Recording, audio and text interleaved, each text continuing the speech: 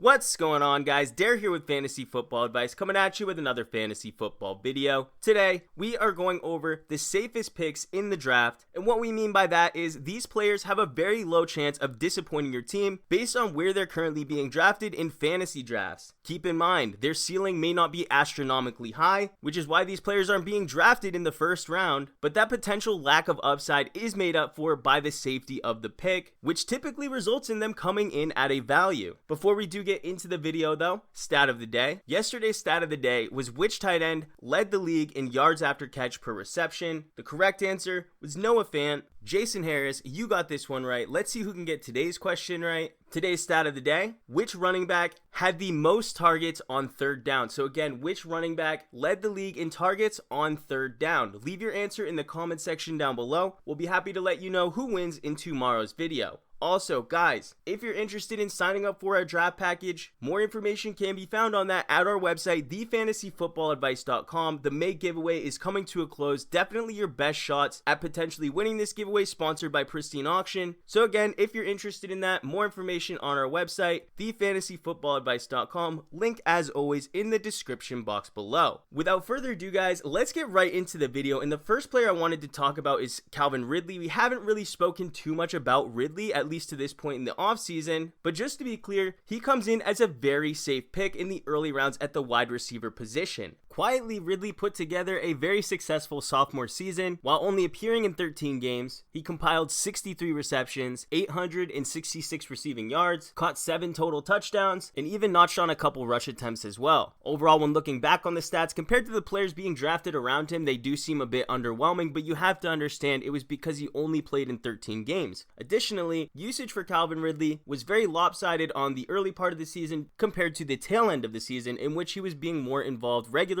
and we saw his target totals increase. He even had games in weeks 12 and 13, which were 2 of his 3 last performances of the season. He received a total of 24 targets in those 2 contests. In the final 4-game stretch of his season, he averaged over 18 fantasy points, and his involvement in the offense at that point of the season is more indicative of what we're expected to see in 2020 compared to what we saw at the early part of the season in 2019. And that's virtually a guarantee. Simply put, the Atlanta Falcons don't have the same competition for targets as they did a season ago. Of course, Austin Hooper is now a Cleveland Brown. Austin Hooper had nearly 100 targets on the table. Justin Hardy, another 26 targets there. So the door for him to perform, it's now, and he's coming into his 3rd year, which typically for wide receivers is known as the breakout season. And Calvin Ridley couldn't have aligned that 3rd year any better when it comes to opportunity, overlapping ability, because if you've watched Calvin Ridley, he does pass the eye test. And for the team to feel comfortable letting go of these offensive weapons in the receiving game while not adding any true difference makers in the offense is one of the better bodes of confidence the Atlanta Falcons could give to Ridley, and that's exactly what they did. Currently, Calvin Ridley is being drafted as the wide receiver 17. I've actually seen him fall a bit lower than that. He's sandwiched in between players like AJ Brown being drafted ahead of him, and Robert Woods, Cortland Sutton, Keenan Allen being drafted behind him. Understandably, it's difficult to draft a receiver in the top 20 who's not the number 1 receiver on their team. Obviously, that goes to Julio Jones, but for exactly that reason, we're seeing him fall in fantasy drafts. Would it surprise you to hear that he finished as the wide receiver 16 in fantasy points per game through 13 appearances? And that's also factoring in that he only technically started 10 games and was limited due to injury in other contests throughout this season as well. So drafting a player who can easily replicate that wide receiver 16 type production that has even more potential for upside due to the loss of targets that this team endured this offseason, then couple that with the team feeling confident in Ridley's ability, proven by the increased involvement in the offense towards the tail end of the season, while also not being interested in making massive splashes in free agency to help support the receiving games and those loss of parts. So for us, Calvin Ridley is easily one of the safer picks in the draft, one that has the illusion of not being safe, but from what we've seen from him up until this part of his career and the likelihood of him seeing career highs in targets this upcoming season, Calvin Ridley comes in at a good value and makes a great pick in the early rounds. The next player on this list is a familiar name and one you'll probably hear more throughout the offseason, and that's David Montgomery of the Chicago Chicago Bears, we did include him on a running back value pick video. And that's because, as I mentioned in the beginning part of this video, safety and value overlap each other, especially in the early rounds. It's so valuable to hit on these early round picks because the success rate of these players being main contributors for your team on a week by week basis are much higher than that in the middle rounds, and especially higher than that which we can find in the later rounds. So a lot of the value picks, a lot of the targets are also players we deem to have safe floors. So why do we believe David Montgomery's floor is extremely safe for the upcoming season? And the reality is the competition behind him is really not that great. You have Tariq Cohen, who did push him for targets out of the backfield, but it's not as if David Montgomery was not used in this area. He did have 35 targets in 2019, and Tariq Cohen, he definitely did not make the most of his opportunities. He had 9 drops throughout the season, boasting one of the highest drop rates we had seen in the entire league, and for a pass catching running back, especially one that's undersized, that's a quick way to lose your job. It's not like he was efficient either. David Montgomery averaged over 7 yards per reception. Compare that to Tariq Cohen, who averaged just over 5 yards per reception. Additionally, the coaching staff last season was under heavy criticism for the lack of usage for David Montgomery. They did invest pretty hefty draft capital to get him on the team, and then to not use him in situations where David Montgomery could benefit the team and opt to put in other players like a Tariq Cohen in those situations who was underperforming. Matt Nagy definitely felt the brunt of it. This is coming into his 3rd year as the head coach of the Chicago Bears, and from a disappointing loss in the playoffs as his first season as a head coach, that's an understandable outcome, which led to him having a lot of leeway for 2019. Ultimately though, he regressed in many categories, and the play calling and packages that he produced came into question several times last season. The leash for him coming into year 3 after missing the playoffs is not going to be as long. He is going to have to answer to some of the questionable decisions, and with Montgomery being up there on the top of the list, you best believe he will have to perform some sort of fan service if the Chicago Bears are struggling. We can't talk about safety though unless we're talking about value. If David Montgomery was a top 10 running back pick, that would not be a safe investment. But considering David Montgomery can be drafted as the RB25, the level of risk you have to endure when drafting him is very low. Last season, when he seemed to be a disappointment, he still managed to finish as the RB25 in half PPR, and the full season performance of what we saw from David Montgomery last season is remarkably close to what his floor is. It's hard to imagine him averaging fewer than 3.7 yards per carry. There are more factors pointing to him potentially improving on those numbers, and with the amount of volume he received, which was 242 attempts on the ground, not too shabby. Any average over 4 yards per carry makes him a 1,000 yard rusher with the same amount of volume. 242 attempts is definitely a number we can see going up as well. And did we mention he has a stranglehold on the total red zone carries? The closer they get to the end zone, the more they use David Montgomery. Inside the 5 yard line, David Montgomery commanded over 87% of the carries inside that area of the field. So if we do see any improvements from this offense in the ability to reach the end zone and put themselves in situation with more scoring ability, David Montgomery is going to be the main beneficiary. So for all those reasons, guys, David Montgomery is easily one of the safest picks at the running back position, and the investment to get him is around the 4th or 5th round. Will it remain at this type of value as we approach the draft? That's too tough to say, but as it stands right now, David Montgomery makes for a phenomenal pick. Moving on, guys, the next player we have is a wide receiver, and it's Adam Thielen of the Minnesota Vikings. So another familiar name here, and another guy that we're going to continue to promote throughout the entire offseason. And for right now, where Thielen's going in drafts, he seems like one of the safest early round picks you can make when it comes to drafting a wide receiver. Part of the discount we're getting on Thielen is because he was injured last season, which does present a certain level of risk, but when it comes to his overall involvement in the offense and what we've become accustomed to seeing, it's easy to see exactly how Adam Thielen could be one of the highest targeted wide receivers in the entire league for 2020. In 2018 and 2017, he had no fewer than 143 targets, which is massive, especially when you consider he was playing across the field from a very talented player, Stephon Diggs. Stephon Diggs, as we know, is no longer a Minnesota Viking and is going to be a Buffalo Bill. That's not to say that all of Stephon Diggs' targets are going to move over to Adam Thielen, but projecting a significant bump in the percentage of targets that are actually going to Adam Thielen's direction, it's safe to assume those are going to increase. They did add Justin Jefferson through the draft. Very talented wide receiver. I do think he is going to be involved early and involved often. The consistency for the production in Justin Jefferson may not fully be there, but he will have his games. He is one of the players that we are suggesting you target in the later rounds, and that's because Kirk Cousins, he is a good quarterback. The overall volume for Minnesota was down from a passing perspective, but that's that's just what you're going to have to come to expect when you lose one of the better wide receivers in the league, aka Adam Thielen, who was injured for most of last season. Even in the games that he played, he wasn't 100%, so the production we got on a per game basis wasn't typical from what we had been accustomed to in Adam Thielen, and for what we're expecting for 2020 should mirror that which we saw in 2017 and 2018, much more so than what we saw him put together in the 2019 season. One other thing to keep in mind is, yes, this team is going to be a run-first team relying on their defense. They don't want Kirk Cousins to air it out too much and make some of those mistakes he had made throughout his entire career. However, the health of this backfield is an area that can be called into question. Prior to last season, they did struggle in keeping Dalvin Cook healthy. There's no guarantee that Dalvin Cook will be available for the entire season for 2020. If anything were to happen to Dalvin Cook, it's almost guaranteed that if that happens, the percentage of plays that are passes versus designed run plays are going to increase. More volume equals more opportunities for Adam Thielen, who potentially could see the highest amount of targets he's seen throughout his entire career, which is really saying something when you factor in that in 2017, he received a massive 153 targets. So as long as he stays healthy, he's going to smash this ADP. Really, health is the only major risk factor when drafting Thielen, but prior to being banged up last season, Thielen was able to play in 16 games for 5 consecutive seasons. So my money's on last season being more of an outlier, and for a player who's being drafted as a high-end wide receiver too, it's hard to find somebody who brings together a safer package for the 2020 season. Let's move over to the final player on this list, and it's a running back. And what if I were to tell you there's a running back you can draft who's guaranteed to produce top 12 production that you could potentially get at RB20 or lower? The player I'm talking about is Chris Carson of the Seattle Seahawks, who despite proving all the haters wrong in 2019 is still getting zero respect for 2020. Right now he can be drafted as the RB17, which is an incredible value considering he finished as RB11 and played extremely consistent throughout the entire season. Yes, RB17 is higher than the RB20, but we haven't seen the ADP adjust since the signing of Carlos Hyde. Carlos Hyde's signing for most people is going to be a major scare factor. While yes, Hyde is going to take away some of the work from Chris Carson, especially on the early downs, he's not going to be a major threat to compete with him in the receiving game. We always want to target running backs who are involved heavily in the receiving game because it increases their base level of points we can expect from them, even in bad matchups. Players that have a high receiving floor aren't likely to crap your team, and that's something you're going to get from Chris Carson. Chris Carson's targets and receptions have increased each of the past 3 seasons, even rounding up 47 total targets in the 2019 season, notching 266 receiving yards and 2 receiving touchdowns, which clearly shows Chris Carson is a more than capable receiving back who also as a rusher has proven to be efficient in each season as a pro. Over the past 2 seasons, he's had no fewer than 1,300 total yards, he's played in no fewer than 14 games, and it's as if nobody wants to own him on their fantasy team because he has the illusion of being a risky pick. Carlos Hyde, if you've been following the channel for a while, is a player who's not only injury prone, but has massive consistency issues. Throughout his career, he's proven to be inefficient despite being on very run-happy offenses. In his production last season, while looking at the numbers as a whole, are very promising. He did play in 16 games, but he got little to no work in the receiving game, and a full healthy season out of Carlos Hyde is less likely than an unhealthy season proven by his track record since entering the league. The only other factor is Rashad Penny, who is projected to start the season on the PUP. If that happens and he does have a late return in the season, that would more impact Carlos Hyde's role. You don't want to rush back a player who's coming back from a major injury, and by them wanting to start him on the PUP shows they're more interested in what Rashad Penny can put together in the future. So playing it safe is the direction they want to take. But let's ask owners who drafted Nick Chubb last season, did they regret taking Nick Chubb early just because Kareem Hunt was going to come back at the tail end of the season? No, Nick Chubb had a phenomenal year. You always want to focus on the early part of the season and don't draft scared because you're afraid of what's going to happen 8 weeks down the line, and take advantage of that. Right now, people are letting Chris Carson fall in drafts for those reasons, when in reality, Chris Carson is one of the safer picks at the running back position in the 2020 draft. But guys, that's going to do it for this video. We really hoped you enjoyed. If you did, how about hitting that like button? If you're new to the channel, please hit that subscribe button. We thank you all for watching. We'll catch you on the next one.